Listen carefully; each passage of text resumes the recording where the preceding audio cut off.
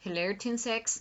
This is class number 58, and in this class, I'm going to introduce the last topic of the year, which is reported speech. Okay, so let's pay attention so that you understand. You already know this topic, but maybe here there are some details or new details that you need to learn. So, in the warm up, we are going to work with old topics. You're going to open your student's book at page 157, and I want you to look at pictures number 1 and 2, only these two, which show people eating in different places. So you're going to compare and contrast these two pictures. You're going to be both candidates A and B, yes, and you're going to type, not record your description here. You're going to use the speaking guide, and I included something extra. When you are comparing and contrasting as a student A, I want you to use one modal verb of deduction to express certainty. It can be must or can't. Remember, affirmative or negative. And a modal verb of deduction to express possibility, might, when you're not so sure. So while you are describing and explaining, comparing, contrasting these two pictures, try to use must or can't and might in the description, okay? Explain the pictures. And then in student B, when you answer the question, yes, which is when your partner has finished, say which of these places you would prefer to eat in.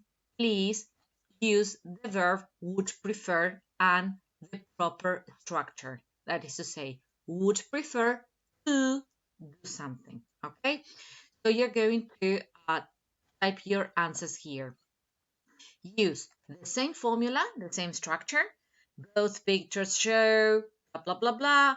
The first one shows, and there you can make a speculation. Shows a family who might be, yes, who must be at home, yes. So here you can use the modals. Then the second part of the warm up, yes, in which we are going to continue working with all topics, you're going to read what I'm telling you, and you're going to use modal verbs of deduction and speculation. It can be in present or past. Explain why you think this is happening or speculate about the present situation. What do I mean? ¿A qué me refiero? I say 5 sentences. I have a terrible headache today. I'm feeling tired.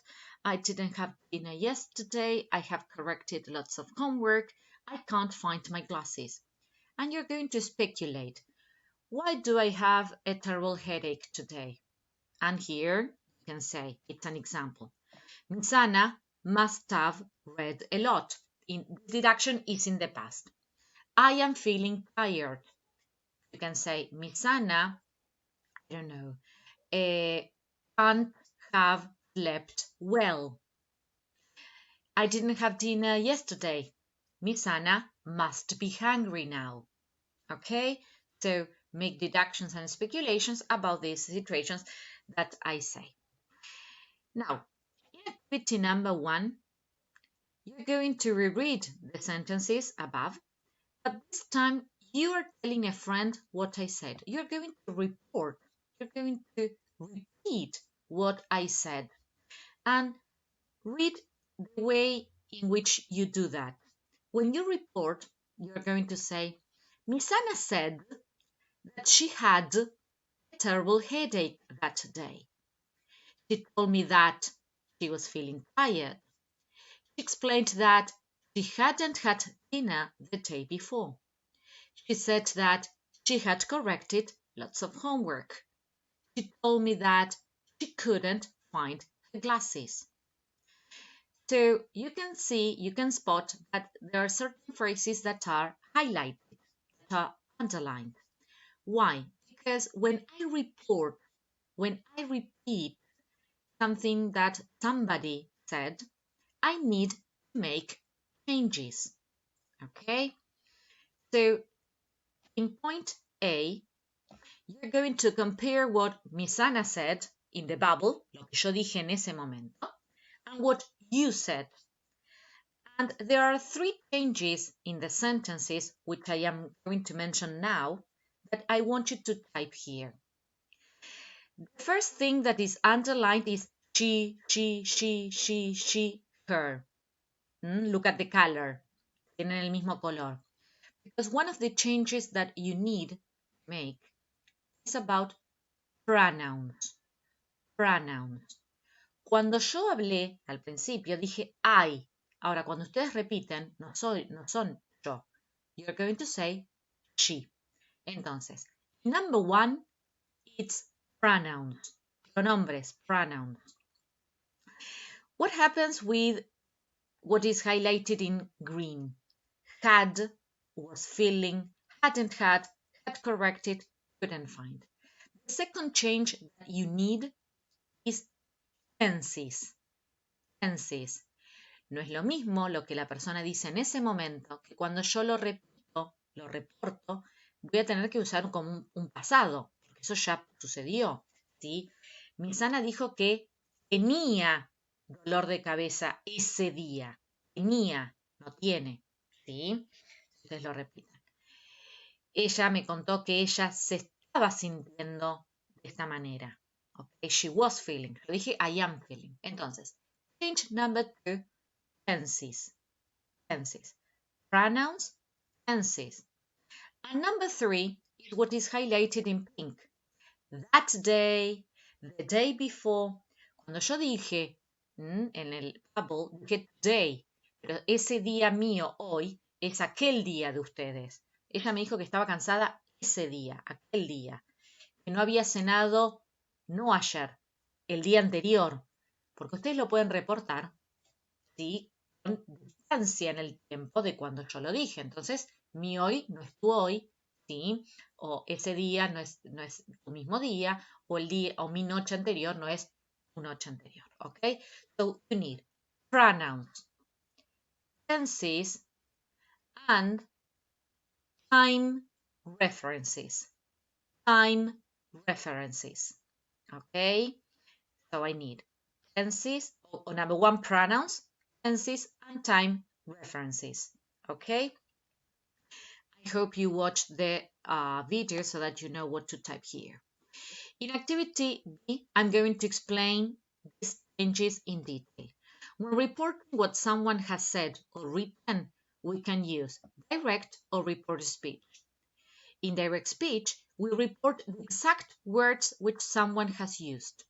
Ustedes usan comillas, están copiando exactamente mis mismas palabras. Eso es direct speech, comillas. I have a terrible headache today, said Miss Anna. But you can use reported speech. When we report, changes have to be made to the tenses, pronouns, and certain words indicating time and place. It is introduced by a reporting verb, say or tell. For example, Miss Anna said that she had a terrible headache that day. En este caso estoy usando reported speech and I changed the pronoun she, the verb tenses simple present, simple past, and I indicate the time, today, that day. Let's see the chart of changes in tenses. ¿Cómo vamos a hacer los cambios? If in direct speech I have simple present, then I use simple past. If I have present continuous, past continuous. Present perfect, past perfect. Present perfect continuous, past perfect continuous. Simple past, past perfect. Future will, conditional would. Future continuous will be ing. Conditional continuous would be plus ing. Must, had to, can, could, may, might. So, sum up, you need to go back in time. Ir para atrás, one tense. Okay? Es decir, si alguien dice algo en simple present, when I report, I use simple past. In present continuous, past continuous. For example, he's reading a book. She said that he was reading a book. Okay?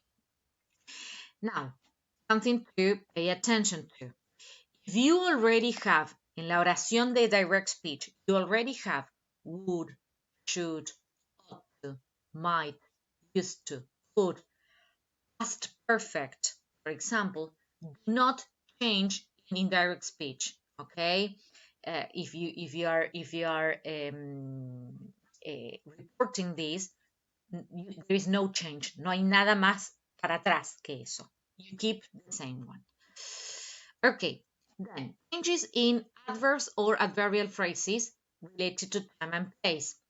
Si yo tengo en la direct speech these or these, that, those. Today, that day. Yesterday, the day before. The day before yesterday, 2 days before. Tomorrow, the next day or the following day. Next week or year, the following week or year. Last week or year, the previous week or year. A year ago, a year before or the previous year. Fíjense que palabras como next van a estar cambiadas por following, last como previous, ago como before. Okay? And then something to remember. How to use say and tell. Yes, we use tell when you say who you are speaking to. Si yo tengo al quien se lo dije, yo puedo usar la fórmula con el verbo tell in the past told. If you don't know the person, you say. Use the verb say. Why? Because the verb tell siempre tiene que estar seguido por la persona a quien se lo conté. Okay? I tell you, she told me, she told them that, and then reporting sentence. Okay? En cambio, say puede omitir a quien se lo dije. Entonces, si yo no tengo esa información, you use say. Ahora, si la tengo, people, pay attention because you need the preposition to. Okay? If you include the person, use the preposition to. For example, he told me he was coming. He said he was coming. Okay, so in activity number 2, you're going to practice that. You're going to complete with told or said. Simple as that. As simple as that. And in activity B, you're going to report from direct to reported speech. Yes, please check, yes, what you need to change. Okay, check what you need to change. Tenses, pronouns, time references. In activity number 3, we are going to see how to report commands, requests, advice. Okay, they have like a specific structure, very simple. Okay, and they're going in direct speech. They take the infinitive construction. Cuando yo doy una orden o hago un pedido in direct speech, I say, open your book, open the door, close the window. I use imperative, but I use infinitive. Okay. For example, the dentist said, open your mouth. Okay. When I report that, I am going to use this structure. Okay. The dentist told me to open my mouth. Okay. Told me to open my mouth. Okay. No hay forma otra que pasar este infinitive, este imperativo, en imperative here. En infinitive here. Okay. Vamos a ver las distintas structures. When I give commands or instructions, you can use the verbs order or tell a person to do or not do. For example, put the gun down, he said to me. He ordered him to put the gun down. Fíjense que no tiene más allá del ordered, porque fue a lo que sucedió, que ordenó, ¿sí? Después es la persona y el to infinitive. Don't look down, he said to us. He told us not to look down. So the negative goes before the infinitive. Put the shopping in the kitchen, he said to her. She told her to put the shopping in the kitchen. Okay? Now, what about if it is a request? Es un pedido más que una orden. You're going to use the verbs ask or beg somebody, siempre necesito la persona, to do or not to do something. Okay? Direct sentence usually contains the word please. Por eso nos damos cuenta que es un pedido. Help me, please, Green said to Tom. Tom asked Tom, Green, here I will correct it. Green asked Tom to help her, okay? Please, don't call the police, he said to Colin. He begged Colin not to call the police. Again, the negative goes before the infinitive. What about if I have a suggestion? Okay, a piece of advice.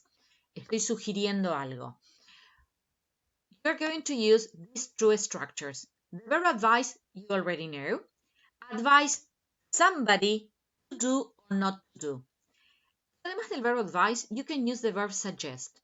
And the verb suggest has two structures. You can suggest doing, or you can suggest that somebody should do. I'm going to include that here. Okay. What is the difference between these two structures is that in suggest doing, the speaker is included in the suggestion. Ok, es vamos a hacer tal cosa. Entonces yo también quiero hacer eso que te estoy sugiriendo. Pero cuando yo digo that person should do something, it's about another person. Okay? For example, let's go outside. Me, the speaker, me, yes, I am included. So I suggested going outside. Yes, uso ing porque estoy incluida. Ahora, si yo te digo, why don't you go outside? Go outside. Yo te estoy diciendo que vos deberías salir. Entonces, puedo usar I advised him to go outside or I suggested he should go outside. Okay? I included a very short exercise here, yes, in which you have to report these commands, okay, or requests, yes, and you're going to, if it is a command, use order or tell. If it is a request, use ask. And if it is a suggestion, use suggest, okay? So pay attention what I ask you to use between brackets, and please, you have the theory here. You have the structure above, okay? So this is the first part of reported speech. We're going to work on this in our Zoom meeting, but if you have any question, ask the question through Google Classroom. Bye-bye, Team 6.